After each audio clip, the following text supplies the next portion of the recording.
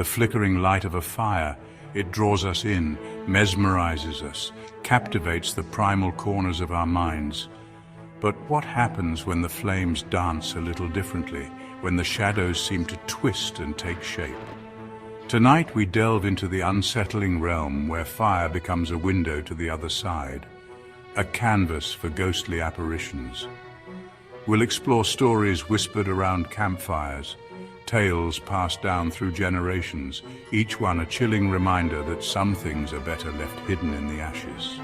Join me if you dare, as we explore the terrifying connection between the spectral realm and the flickering flames that both illuminate and consume. The crackling fire cast long, dancing shadows as the group of friends huddled closer, sharing stories and laughter. The air was crisp, the night alive with the sounds of crickets and the distant howl of a lonely coyote. It was the perfect setting for a spooky story. One by one, the friends shared their tales, each more chilling than the last. But it was Emily's story that silenced the laughter and sent a shiver down their spines. Emily recounted a night much like this one years ago when she and a group of friends went camping deep in the woods. They too had gathered around a crackling fire, sharing stories and enjoying the camaraderie. As the night wore on, Emily noticed something strange in the flames. At first it was just a flicker, a trick of the light. But then she saw it again, a face. It was a woman's face, pale and gaunt, with eyes that seemed to burn with an eerie light. The face appeared for a fleeting moment, then vanished as quickly as it had come. Emily tried to dismiss it as her imagination, but as the night went on, the face in the flames appeared again and again. Each time it seemed clearer, more defined, as if trying to break free from its fiery prison. Her friends, initially skeptical, soon saw it too.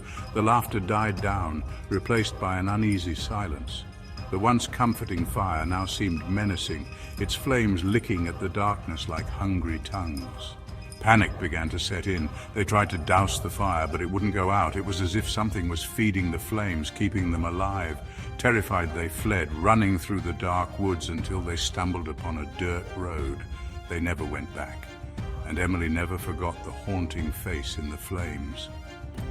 As Emily finished her story, a cold breeze swept through the campsite, sending shivers down their spines. The once cheerful fire now seemed to crackle with an unsettling energy.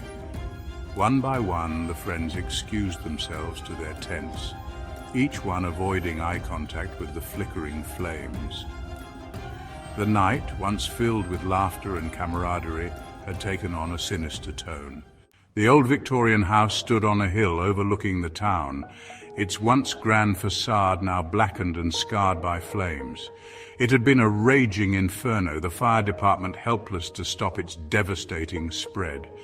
The cause, they said, was faulty wiring, but the locals whispered of something more sinister.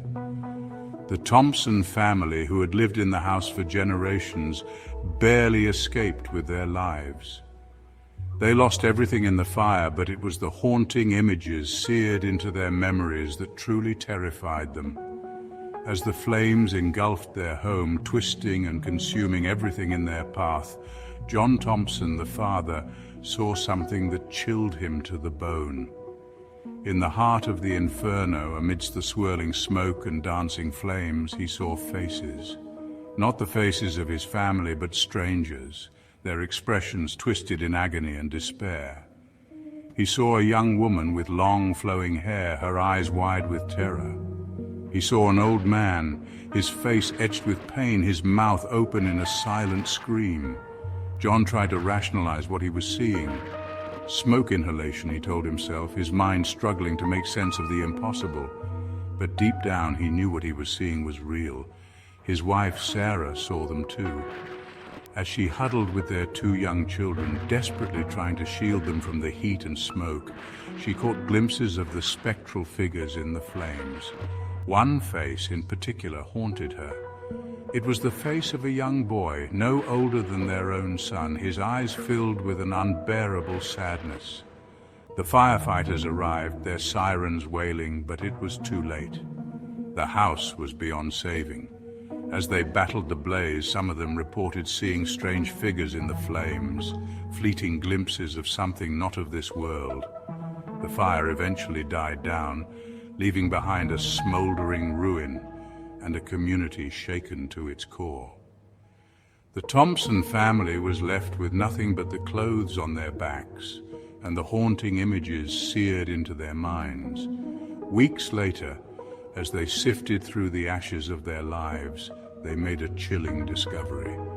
In the rubble of what was once their living room, they found an old, leather-bound diary.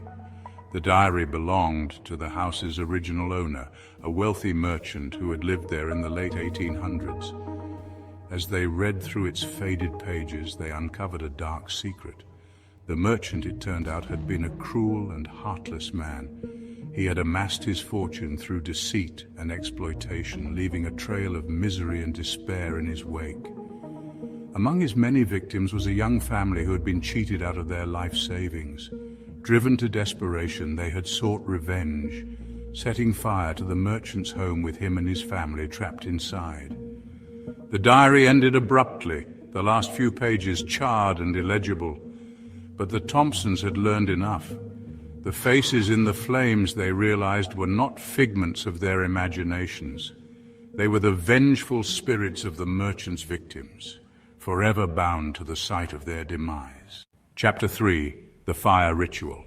The air hung heavy with the scent of incense and wood smoke as the villagers gathered in the clearing. A large bonfire crackled in the center, its flames reaching towards the night sky, casting flickering shadows on the faces of the assembled crowd. This was no ordinary celebration. This was the Night of Whispers, an ancient ritual passed down through generations. A night when the veil between the living and the dead was said to be at its thinnest. The villagers, clad in ceremonial robes, chanted in unison, their voices rising and falling in a hypnotic rhythm. At the head of the gathering stood the village elder, a wizened old woman with eyes that seemed to hold ancient secrets. She held aloft a wooden bowl filled with herbs and strange, unidentifiable ingredients. With a steady hand, she tossed the contents into the fire, sending a shower of sparks into the night sky. The flames roared and surged, their light taking on an eerie, otherworldly glow. The chanting intensified, the villagers swaying in unison, their faces illuminated by the flickering firelight, and then it began. Faces began to appear in the flames. Clear, distinct visages staring out from the inferno with an intensity that sent chills down the spines of the onlookers. There was the weathered face of a farmer, his brow furrowed with worry, his eyes pleading for something. Beside him, the tear-streaked face of a young mother clutching a child in her arms.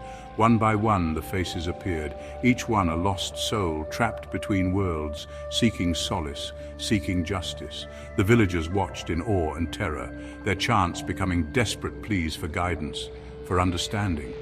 The village elder, her face illuminated by the dancing flames, raised her hands, silencing the crowd. She began to speak, her voice raspy but steady, her words carrying the weight of generations. She spoke of a time long ago when the village had been ruled by a tyrannical warlord. A man consumed by greed and lust for power, he had plunged the land into darkness, his reign marked by cruelty and oppression. The villagers, driven to desperation, had risen up against him, led by a young woman of extraordinary courage and wisdom. The rebellion had been long and bloody, but in the end the warlord had been defeated, his reign of terror brought to an end. But his hold on the mortal realm, it seemed, had not been entirely severed. His spirit, twisted and consumed by hatred, remained, trapped between worlds, unable to move on, seeking revenge. The faces in the flames, the elder explained, were the spirits of those who had perished during the warlord's reign. They were trapped, bound to the mortal realm by the unfinished business of the past. The ritual, the elder continued, was not just a remembrance of past horrors, but a plea for forgiveness, a way for the living to acknowledge the sins of their ancestors and seek atonement for the darkness that lingered. As the flames died down, the faces in the fire faded, their expressions softening, a sense of peace settling over the clearing. The villagers, their faces etched with a mixture of fear and understanding, slowly dispersed, their silence speaking volumes. The flames may die down, but the stories remain. The faces we see in the flames, whether real or imagined, reflect our deepest fears, our guilt, and the lingering shadows of the past. Are these apparitions warnings from beyond the grave, or are they manifestations of our own anxieties, projected onto the flickering canvas of fire? The answer, like the flames themselves, remains elusive, flickering in the shadows between belief and disbelief. But one thing is certain: the next time you find yourself gazing into a fire, remember the stories, remember the faces, and ask yourself, what do you see in the flames?